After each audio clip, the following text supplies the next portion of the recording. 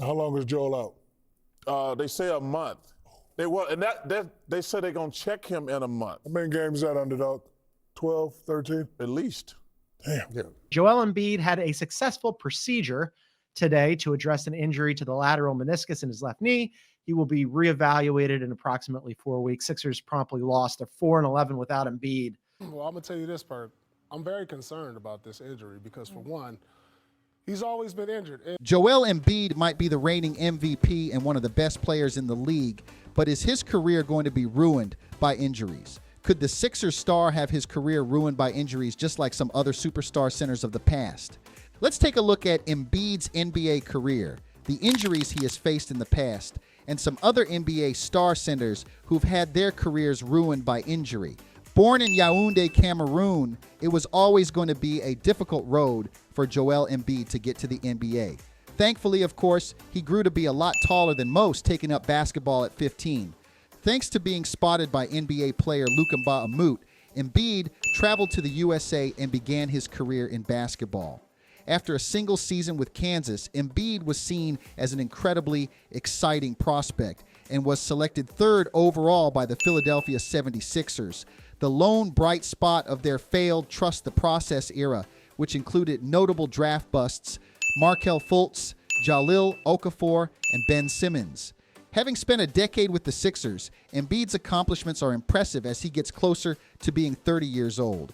Embiid is now a league MVP, a 7-time NBA All-Star, 2-time scoring champion, and has been voted to the All-NBA team 5 times. He has revolutionized the center position, being able to hit three-pointers almost as good as any center in league history. While Sixers fans were angry and upset about the process for a long time, Embiid has been the shining light for this city, and he is their best chance of winning a title.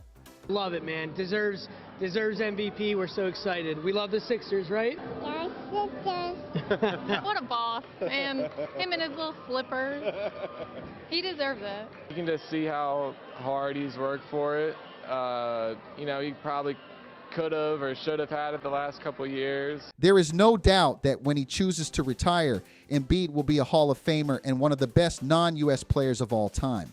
But all of those accomplishments have not led to much team success, with Embiid failing to get past the second round of the playoffs in his career so far. That has been in part due to the terrible injury record that Embiid has had in his NBA career so far. So often, the Sixers have struggled to compete because Embiid has been injured, and this looks like it is the case once again. The entire reason we are talking about Joel Embiid's health is because once again, the reigning MVP is injured in a game against the Golden State Warriors at the start of February. Embiid and Jonathan Kuminga were battling for the ball when the Warriors player fell onto Embiid's knee. Straight away, everyone in attendance knew this was bad. Sixers fans will be happy that it is not an ACL or meniscus tear. Instead, it was announced that Embiid does have a meniscus injury which will require minor surgery. Going under the knife is always a concern for NBA fans. By the sounds of it, Embiid could still feature in the latter part of this season, but his exact timeout is yet to be determined. This is far from the first time that the Sixers have seen Embiid out of action for an extended period of time. It may be almost a decade away now, but Embiid did end his college career with a stress fracture in his back. He went on to miss his entire rookie season with a broken bone in his right foot. That injury ended up keeping him out of the 2015-16 season due to another surgery on that right foot. So after 2 seasons missed, there was some concern that Embiid could go the way of Greg Oden and see his career ruined by injury. He had almost a full season in the league before a torn meniscus in his left knee kept him out of his first real season in the league. But since then, Embiid has been relatively healthy. He has played more than 60 games in every season since 2017, except for the 2 COVID-affected seasons.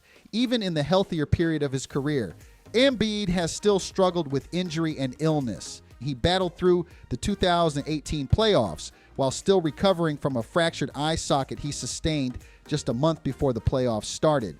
The next year, Embiid was ill for most of the playoffs, and it led to the Sixers losing to the eventual champion Toronto Raptors. The 2022 playoffs were another injury-hit run for Embiid. He he played through an injury in the first round against the Toronto Raptors, having to wear a soft cast during one of the games. The Sixers superstar missed the first 2 games of the second round with a mild concussion and a right orbital fracture. Philadelphia would lose both of those games to the Miami Heat and would eventually fall in 6 games. Embiid was not at his best for the rest of the series, as he scored just 20 points in their Game 6 loss to the Heat. Last season was the best of Embiid's career. He was named MVP, becoming the 5th 76er to pick up the award. But injuries once again hurt his playoff campaign, with Embiid missing the first game of the second-round series against the Celtics, which the Sixers would go on to lose in 7 games. That is multiple playoff series impacted by Embiid's health, and now he has this new setback, which could keep him out for another significant stretch of time. What will certainly worry the Sixers is the history of superstar centers who have had their careers ruined by injury. Yao Ming is probably the best example of a center who never lived up to his true potential due to injury. The 7'6" Rocket center might have been named to the All-Star team 8 times, but he still failed to get past the second round of the playoffs in his entire career. Ming would only play 5 games in the NBA after age 29, with his career decimated due to consistent foot and ankle injuries. The injury was all but guaranteed. Why did the doctor say that? My first couple injuries is pretty simple. You know, sometimes I hurt my toe, I hurt my 5th metatarsal on my left, and I hurt my knee. You know, there's never re-injured. But I can tell you, my foot never come back to before that after my surgery 2008. How does it feel now? Until today, I feel this foot is almost like completely numb on the top of my foot right there. Really? Yeah, still. That's probably the surgery damaged my nerve system or something, and I feel less on there. Greg Oden might be lamented as one of the biggest draft busts in NBA history, but most of that was not due to his play on the court. Instead, Oden struggled for years with fractures in both of his knees and different surgeries trying and failing to fix the issue. It left the Portland Trail Blazers without their superstar center and needing to rebuild. A great part of their offense is getting baskets before you get set up on defense. Scola gives Brooks the pick. Oh, Greg went down and his knee is. Holy cow, Portland doesn't need this.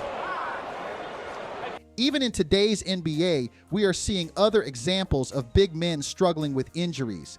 Anthony Davis had injury problems even before his big-time move to the LA Lakers, and it is why the Lakers have dropped out of contention for large parts of the last few years. Part of the reason why Kristaps Porzingis has failed to find a long-term home in the league is in part because of his injury history.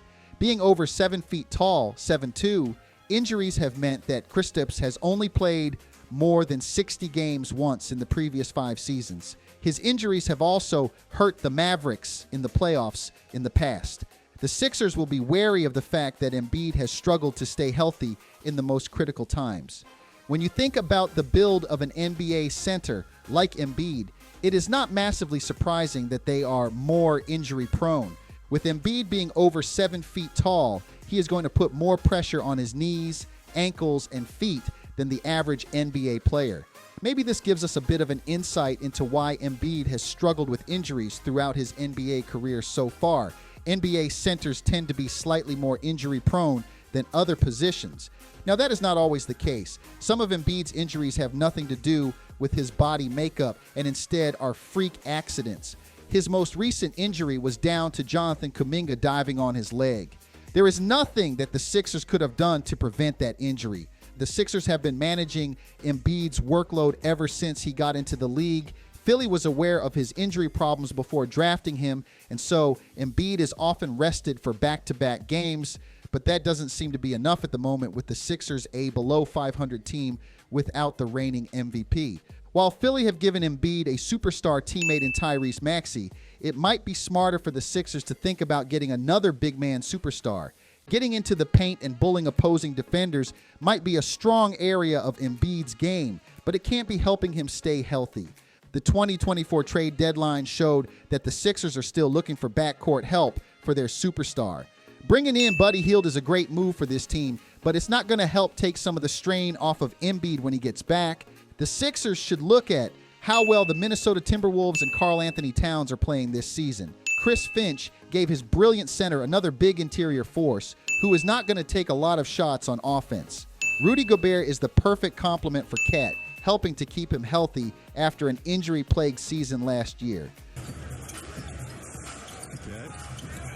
On the move, dump off, Gobert, bucket in the foul. There's a look at the Northern Heights.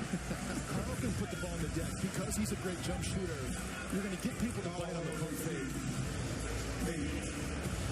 Tobias Harris is not the physical presence that the Sixers need. While he is a reliable scorer who can space the floor, Harris has never been a great rebounder or defender. At 31, he doesn't have a lot more growing to do, and so the Sixers might need to start thinking about some new teammates for Embiid. A big man point forward could be the perfect teammate to take some of the strain away from Embiid. If the Sixers keep on relying on Embiid to be a physical presence, then their ceiling in the playoffs is not going to be high. A change of strategy might be a good plan for the Sixers moving forward.